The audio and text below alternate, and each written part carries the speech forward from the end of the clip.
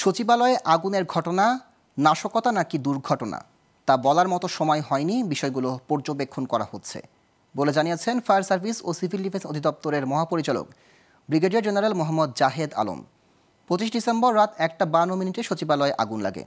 সচিবালয়ের 7 নম্বর ভবনে যুব ও ক্রীড়া মন্ত্রণালয়, ডাক টেলিযোগাযোগ ও তথ্য প্রযুক্তি মন্ত্রণালয়, স্থানীয় সরকার পল্লী উন্নয়ন ও সমবায় মন্ত্রণালয়, শ্রম ও কর্মসংস্থান মন্ত্রণালয়, অর্থ মন্ত্রণালয়, সড়ক পরিবহন ও সেতু মন্ত্রণালয়ের গুরুত্বপূর্ণ বিভাগ রয়েছে। এই ভবনে লাগা আগুন ফায়ার সার্ভিসের 19টি ইউনিট প্রায় 6 ঘন্টা চেষ্টা চালিয়ে বৃহস্পতিবার সকাল 8:05 নিয়ন্ত্রণে আনে। আর উদ্ধারে সহায়তা করে সেনাবাহিনী, বিজিবি ও র্যাব। শুক্রবার সকালে সচিবালয়ের ক্ষতিগ্রস্ত ভবন পরিদর্শন করে ফায়ার সার্ভিস মহাপরিচালক সাংবাদিকদের বলেন, পুরো ঘটনাটির তদন্ত চলছে। তদন্তের কাজটা শুরু করছে, এখনো আমাদের পক্ষে কোনো কিছু বলা সম্ভব না। আমরা ভিজিট করছি, সবাই দেখেছি, পরে এটা মন্তব্য আমরা কাজটা করছি।